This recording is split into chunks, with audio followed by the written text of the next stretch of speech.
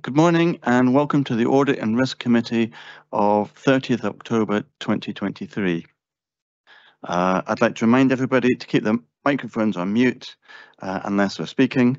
And for proceedings today, can I ask councillors and officers in the chambers and online to use the chat box to attract my attention? Are there any apologies, Ms Malloy? Thanks, Convener. We have an apology from Councillor Colin Stewart with Provost McDade substituting. Can I just check that if we have the Provost online? Morning. Thank you. All members are present, Convener. Great, thank you. I'd like to start this morning by asking Mr Mackenzie for an update on the 22-23 annual accounts. Thank you, Convener, and good morning, councillors. I hope everyone's well. I'll keep this brief. So as members will recall, on the 26th of June, the committee authorised that I sign the unaudited final accounts for submission to the Council's external auditors, Audit Scotland. And at the same time, our unaudited accounts were made available for public inspection. Now, that was in accordance with our normal timescale for preparing the accounts and the prescribed deadline for submitting unaudited accounts by the 30th of June. Audit Scotland have been clear from the outset that their own workload and resource constraints meant that they did not anticipate completing their audit by the normal statutory date of the 30th of September. The unsigned audit accounts were therefore anticipated to be submitted to this meeting of the committee. We were subsequently advised by Audit Scotland in September that they were unable to meet this deadline, and that information was shared with the convener and vice convener at the time. We now anticipate that the unsigned audited accounts will be presented to the committee on the 11th of December, although that ultimately rests with Audit Scotland, not myself. I would assure the committee that council officers have met all our normal deadlines for the final accounts process and have engaged extensively with our auditors throughout their audit. Whilst disappointing, our focus remains on working constructively with Audit Scotland in completing the audit for December. But I would stress that that remains with Audit Scotland and not myself to determine. Thank you, Convener. Can I ask if there are any questions from members of the committee about this?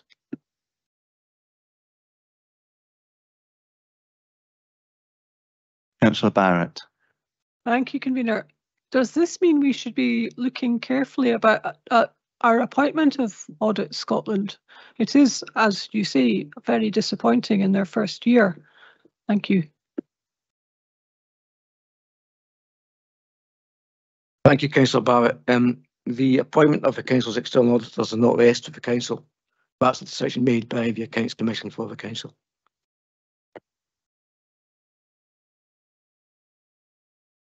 Councillor Stewart.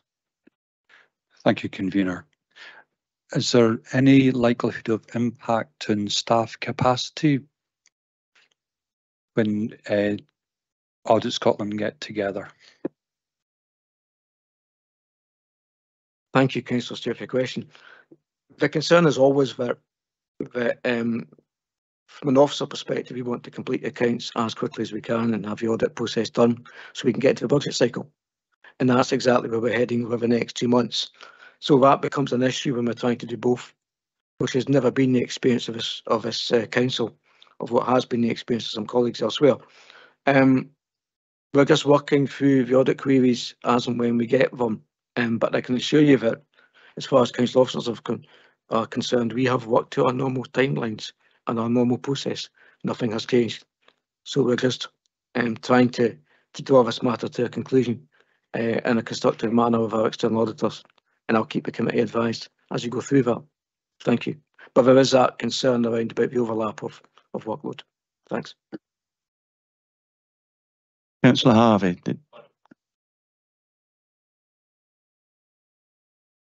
Can you confirm if there's ever been a delay like this before? No, not in the, I think it's been 20 odd years since we had these deadlines, and no, we've never been in this situation before. Thank you. But in fairness to Audit Scotland, they made it clear from the outset they would not make the normal regulatory deadline of the 30th of September.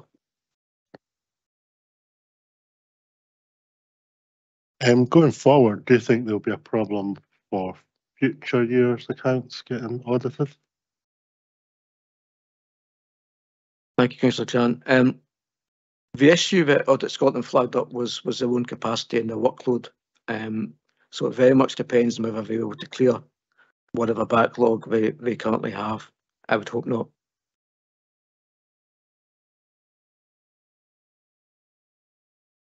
I'll just make a comment. I'm sure everybody in Audit Scotland and shares our disappointment that we're not able to meet this deadline. So I'm sure they're very, very aware of that. But thank you for all the questions on this. Councillor Barrett. Sorry, just another question. Do you know whether other audit clients of Audit Scotland are in a similar position, Stuart? Thank you. Thank you, Councillor Barrett. As you'd imagine, colleagues have been swapping notes. Regrettably, yes, but not only Audit Scotland, some of the private firms as well. I would say that more than half local authorities, probably the majority, are in a similar position and are closing towards the end of the year.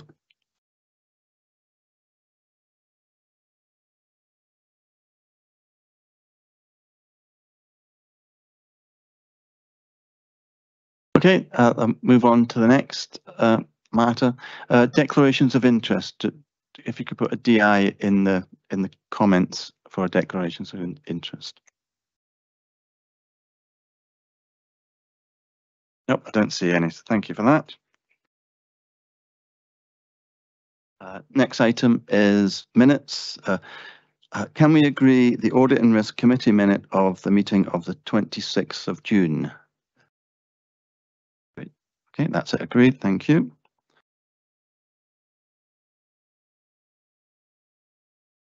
Can I ask if there are any questions from members on the outstanding business statement?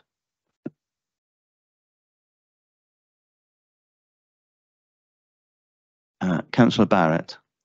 Thank you, Convener. Just looking at the one item here is that we're expecting a session on the annual report on strategic risk management.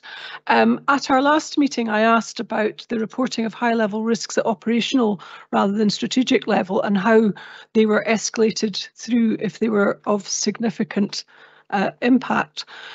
Following the events earlier this month, I know we're all very concerned and aware about the potentially severe impacts of flooding, being financial impact, reputational impact, impact on the health and well-being of our residents, and the environmental impact. So I would ask that, please, as well as the demonstration of PK performs, can I ask that this is also addressed and it's explained to us at this session how a risk like that, which has so many impacts across so many areas, is dealt with in the Strategic Risk Register.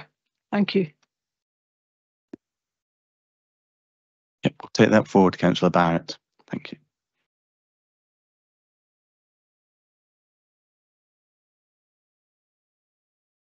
Next item is the internal audit follow-up.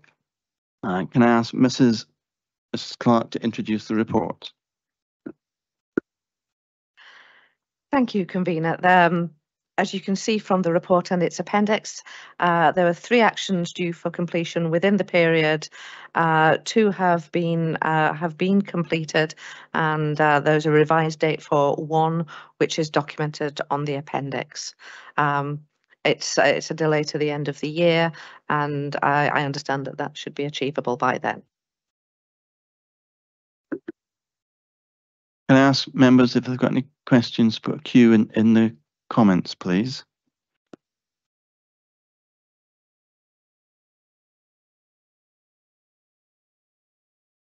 Councillor Stewart. Thank you, Convener. I notice in the current status box about resourcing, could you maybe explain what type of resourcing issue there is? Thank you for the question. I've been informed that the issue was within the service, a lack of cover for leave and other issues, but that has now been resolved, and the service should be able to complete this by the end of the year.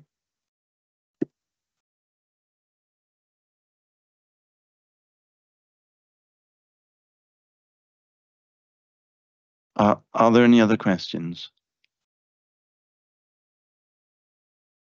Are there any comments on the report?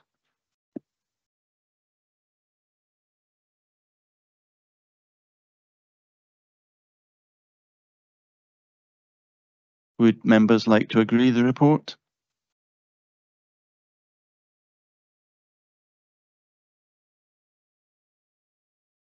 Next item is internal audit update, and I'll ask Mrs. Clark to introduce the report. Thank you, convener. The report details the planned and additional work that internal audit have been involved with since our last meeting of this committee. In addition, I would note that there has been involvement in some unplanned areas of work, which has impacted on resources that have been dedicated to the internal audit plans. Any outcomes from this additional work will be reported through this committee if what arises and the outcomes are connected with the internal control environment, the risk management or governance. I'm happy to take any questions. Are there any questions from members? Are there any comments from members?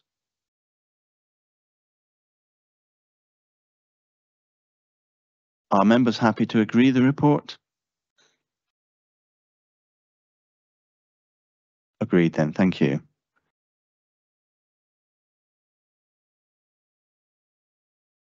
The next item is an item on an internal audit report on agency workers. I'm going to ask Mrs. Clark to introduce the report. Thank you. Thank you, convener.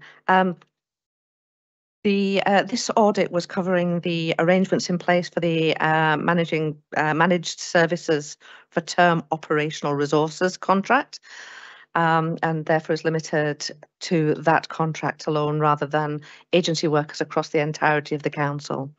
Internal audit has previously undertaken reviews of this area as part of contract management audits, and as such this particular contract was identified as it is a significant contract for the council for us to return and look in detail at the management of that particular contract. I would note that good progress was made with a lot of the learning points which were passed on to the service as a result of the previous internal audit work. And as you can see, there are a number of actions which are in the appendix and the action plan, some of which have already been completed.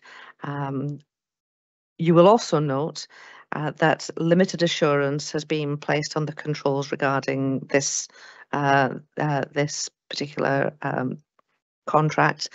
The main reason for that being that related to the spend that has taken place over the life of the current contract, which is due to expire shortly. Nigel Taylor is here to help to answer any questions regarding anything operational, but I'm happy to take any questions as well on this report. Do members have any questions? Councillor Barrett. Thank you, convener. I'm just looking at lost a bit. 6.17, the service were unaware of the requirement regarding restrictions on contract spend within procurement regulations.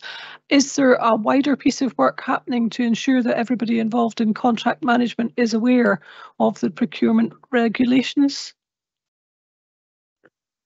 Thank you for your question, councillor. This is part of the normal process that our procurement team go through when working with services, but it has highlighted that it's something that they do need to ensure that services do understand when setting the contract strategy, and that has been taken forward with the current contract strategy that's out. I don't know whether you want to say any more. Nigel Taylor, would you like to make a comment? Yes, please. So just to reassure Councillor Barrett that that learning point has indeed been established within the service, and we're now fully aware of that requirement. That was really down to my lack of oversight over the course of a contract that was subject to a wide range of different spend pressures, primarily during the COVID period. So yes, we're now fully aware of that, and welcome having had that brought to our attention by the audit team. Councillor Barrett. Thank you for that, Nigel. Is there any concern that other services may be managing contracts and be unaware of the regulations around them? Thank you, Councillor. That's not a question I can easily answer, but I can ask our procurement colleagues if they have anything on that, and then get back to the committee. Perhaps we could do that by email. Thank you. Are there any other questions? Councillor Harvey. Okay, thanks, Convener. Councillor Barrett already asked my first question, but I'll just ask my more general question. This only applies to this one company. This review, are any lessons learned from this are you going to take to other contract issues to, you know, make sure that you're not just similar to the one that Councillor Barrett spoke about, to have lessons learned across the field of this? Thanks. Mrs. Clark. Thank you for the question. This report has been shared with our procurement colleagues for them to take forward any areas that they believe that they can take forward. But again, as part of that, I will ask our procurement colleagues, and in the email that I send to you all, I'll confirm the outcome from that. Thank you. Councillor Stewart. Thank you.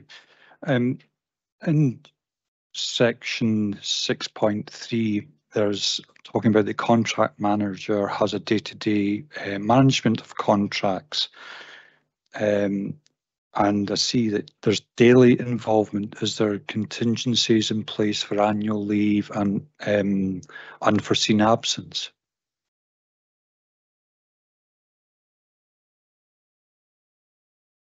Mr. Taylor.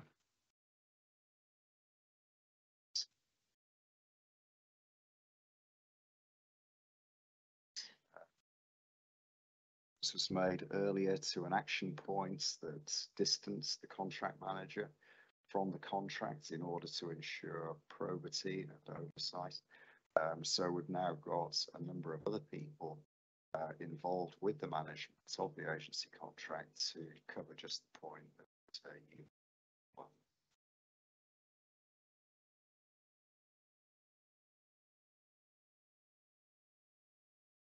Are there any more questions? Okay. I'd like to ask two, if I may. Is it true to say that there are literally thousands and thousands of procurement contracts that the procurement team look at, and this may be just one error? Thank you for the question. I don't know the volume that of contract strategies that procurement team get involved with and review. But I mean, it is distinctly possible that this could be just a one-off. But I wouldn't be able to really comment with any degree of accuracy at all. And second question is for Mr. Taylor. Well, what area are these staff used in? Tasks, and they cover for hump activities that the council undertakes in the collection of bins, particularly for green waste during the summer period, for grass cutting, and for cover for sickness, absence, and other foreseen absences. So those are the three main areas. All staff engaged in the contracts are temporary staff, and hence the reason for the contract being in place to begin with. Okay, thank you very much.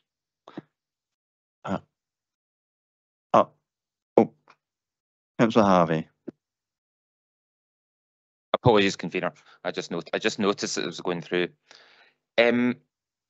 Point 6.15 due to retendering evidence, consideration against the awarding of agency workers contracts against using direct staff. How is that assessment carried out? Is it on cost and quality and other things? What's the criteria for that? Thanks. Councillor Taylor.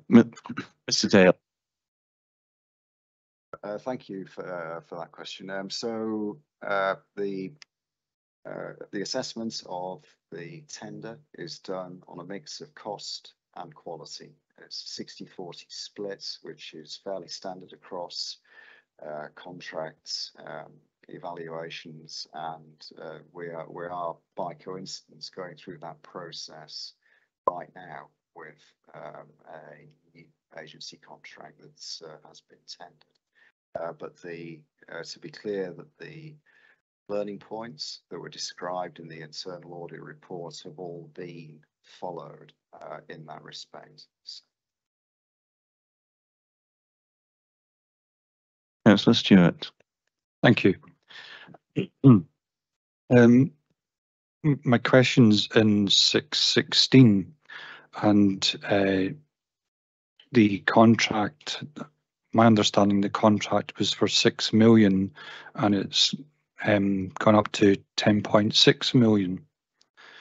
And I think there was alluding to in previous paragraphs about the setting up of the contract. I was just wondering, how did we get to 10.6 when the contract was 6 million? Mr. Taylor. Thanks for that question. So the prime reason for that was a combination of inflation, the council's requirement that its staff employed on its duties are paid the voluntary wage.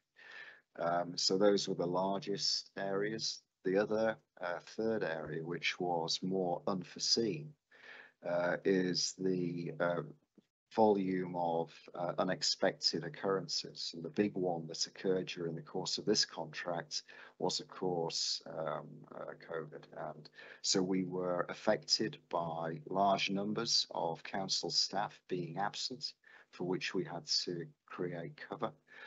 And secondly, we were also confronted with a large number of activities that we hadn't anticipated, such as the manning of vehicles to follow around our refuse collection vehicles.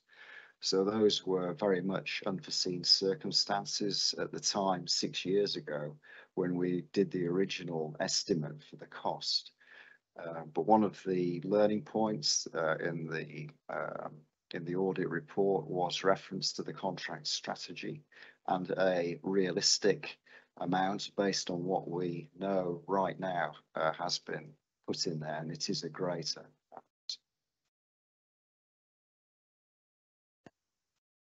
Thank you for the comprehensive answer. Are there any more questions? Okay, thank you. Do members have any comments?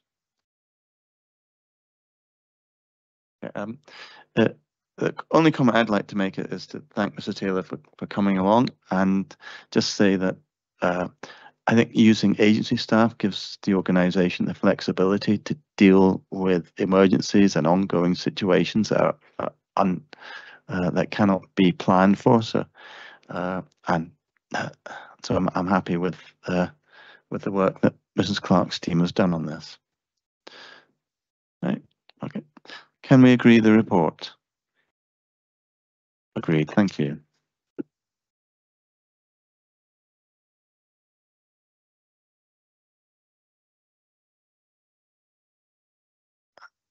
The next item is Mrs. Clark's report on food, health and safety.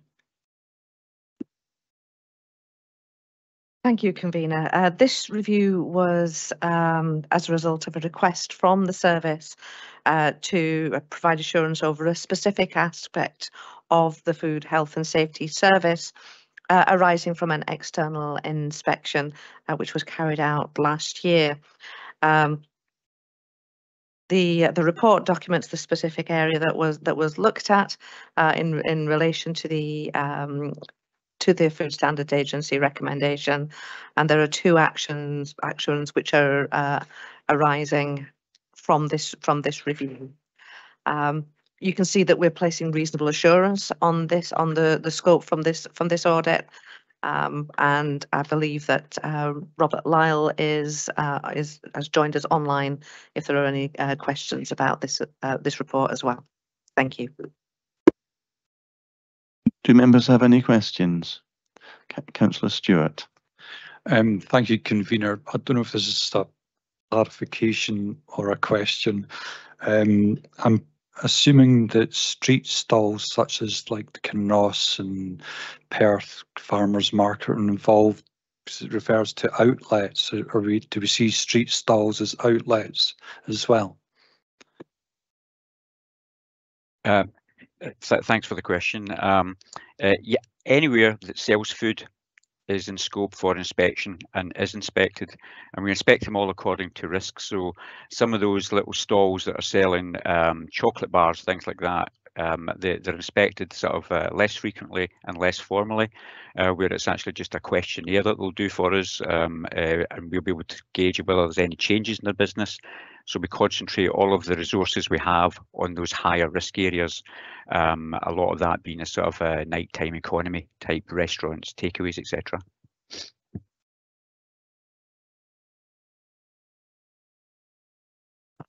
Are there any more questions from members?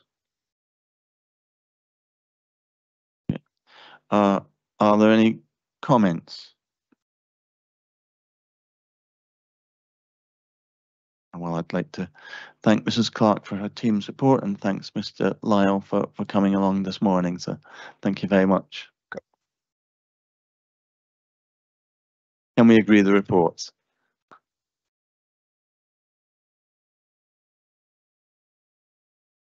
Okay, the next item is the Internal Audit Plan 23-24, and I'm going to ask Mrs. Clark to introduce the report. Thank you, Convener.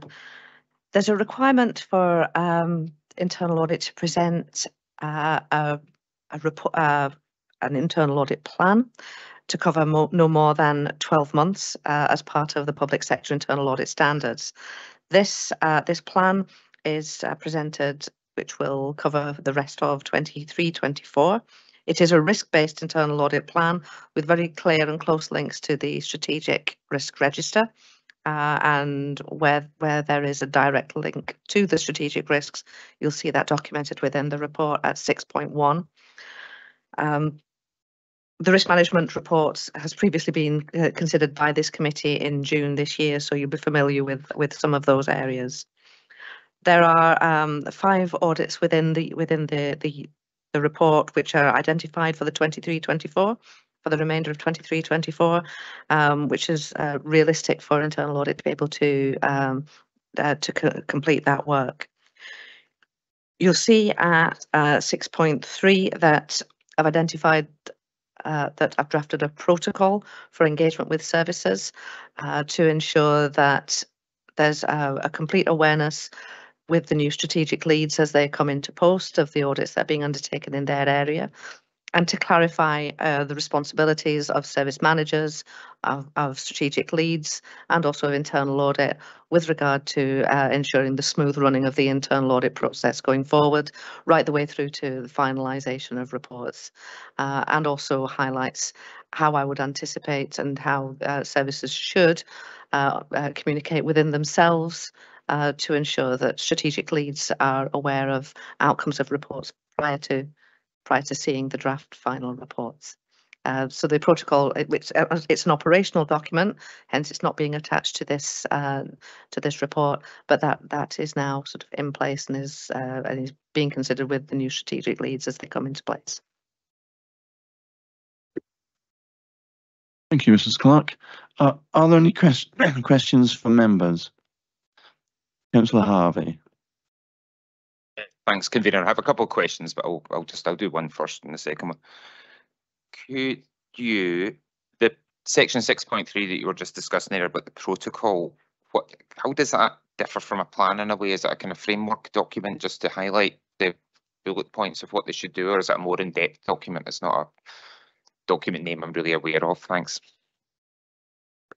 Thank you, Councillor. It's historically we've had an internal audit protocol in place, and that's kind of the document itself is a little bit outdated now. So I've basically dusted it off and brought it up to date with the new structures. As I say, it's an operational document, and it's almost like a service level agreement as to what services can expect from us and what we expect of services in order for the internal audit process to run smoothly. Thank you.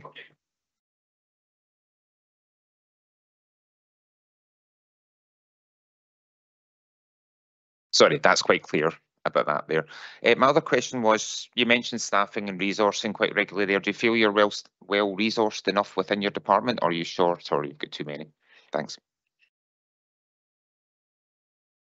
Thank you for the question. Certainly don't have too many. Definitely not too many. We are in the process again of going through recruitment for internal auditors, and hopefully we'll be able to be completely fully staffed by the end of this financial year, as we have an officer who was transferred temporarily to deal with the risk management system that was being rolled out. But we will be recruiting very shortly to come back up to somewhere near strength. And just a follow, if you get that person, then you'll be fine, you would say. We will, when that situation is resolved, whether the person stays where she is or whether we're recruiting, we'll be taking that one forward as and when we can. But there will be other recruitment taking place just now. Do members have any other questions? Okay. Do members have any comments?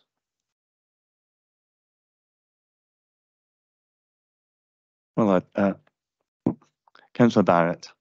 I just wanted to say thank you again to Mrs. Clark and all her team for all the work that's going in. I know we're more than halfway through the year, so this represents a lot of work that's already been done as well as what's still to come, and all the best with the recruitment.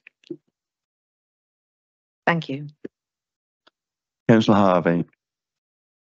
Thank you, convener. Me again. Yeah, I'd just like to say what Councillor Barrett said as well. It's very comprehensive. All these reports are comprehensive and give you a lot of information and fairly easy to read as well. So thanks very much for your work and your team's work. Thanks. I certainly agree with those comments, so thank you very much. Can this report be agreed? Great. Thank you very much. That's agreed. And that brings this meeting of the Audit and Risk Committee to an end. I'd like to thank everybody for coming along and thank Provost McDade for attending as well. So thank you very much.